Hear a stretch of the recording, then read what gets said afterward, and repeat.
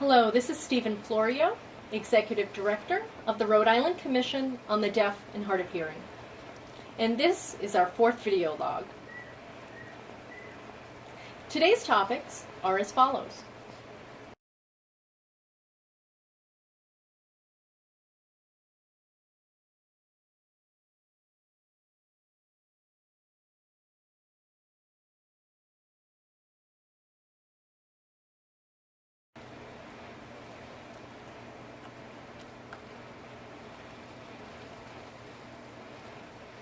The U.S. Constitution gives us, deaf and hard of hearing citizens, the rights to vote. There are two federal laws, Title II of the Americans with Disabilities Act, known as the ADA, and Help America Vote Act of 2002, known as HAVA, to ensure that you gain access to election information and to the poll places where votes are taken. If information is oral based, then that information should become visual based as well.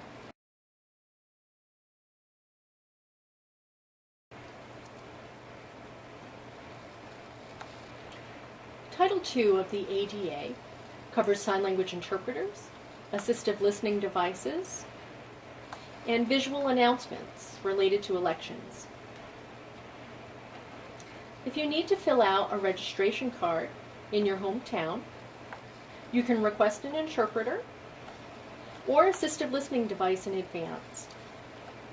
In this way, you can discuss the registration card with the town clerk or request assistance in becoming registered to vote.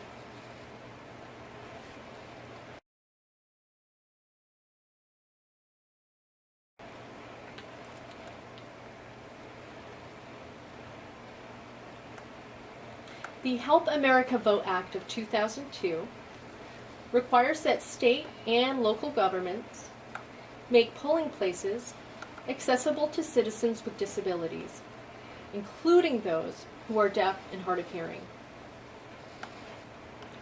The Election Assistance Committee of the Rhode Island Governor's Commission on Disabilities currently oversees the federal funds.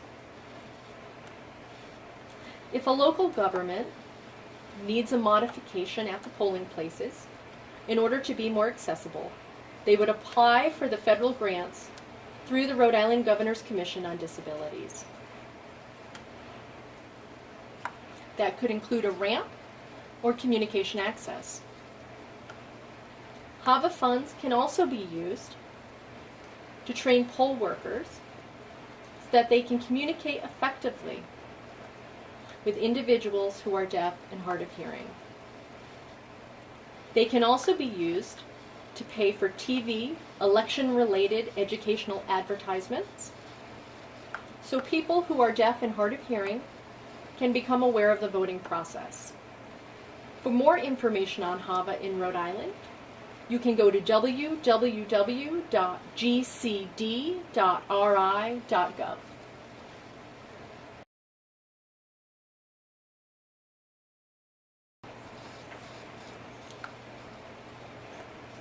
The state of Rhode Island offers all candidates for general offices some additional funding for their campaign. Those general offices include Governor, Lieutenant Governor, the Attorney General, Secretary of State, and General Treasurer. These 5 general offices are eligible to participate in the Rhode Island State Matching Program.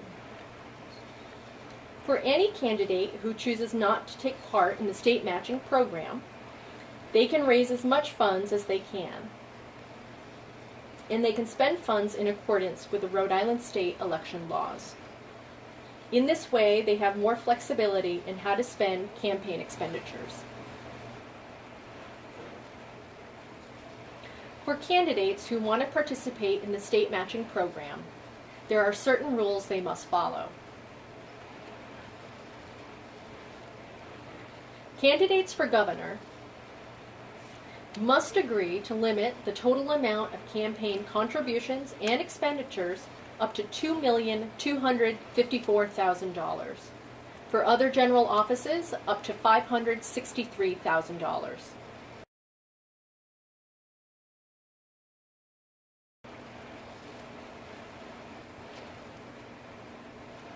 However, candidates for governor must first raise private contributions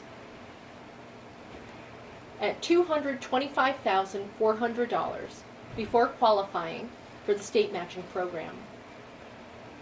For other general offices, candidates must raise private contributions at $56,300 before qualifying for the state matching program.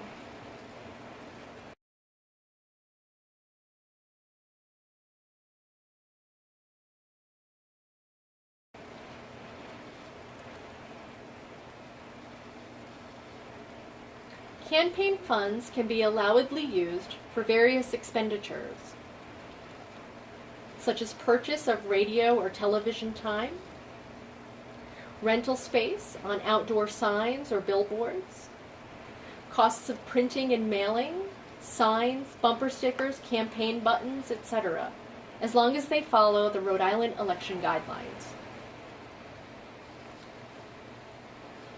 The purpose of the state matching program is to help candidates reach a broad audience in Rhode Island.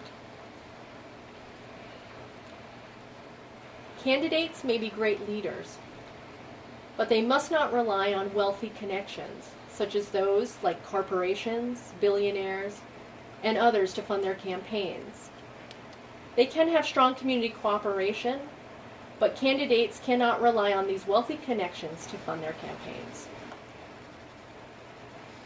As of today, April 23, 2014, no candidate has filed a notice of participation with the Board of Election. Candidates usually file with the board closer to the end of June, and we'll keep you posted as to the status of that.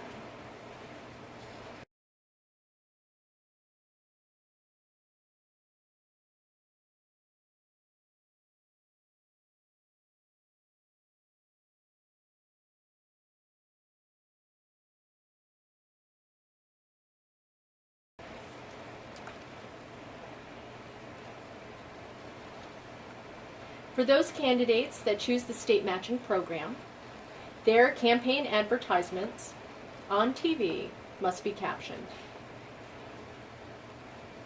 If radio time is purchased, the transcript must be available upon request. Rhode Island was the first state to pass this law in 2007.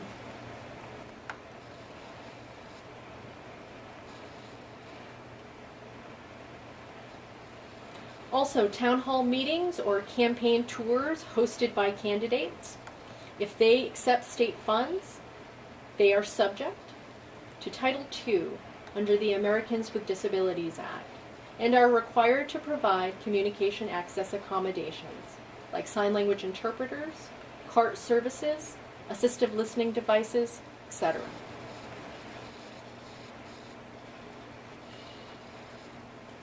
For those candidates who choose not to participate in the state matching program, they are not required to include captioning on their TV campaign advertisements or to provide communication access accommodations, unless they want to include or provide it voluntarily.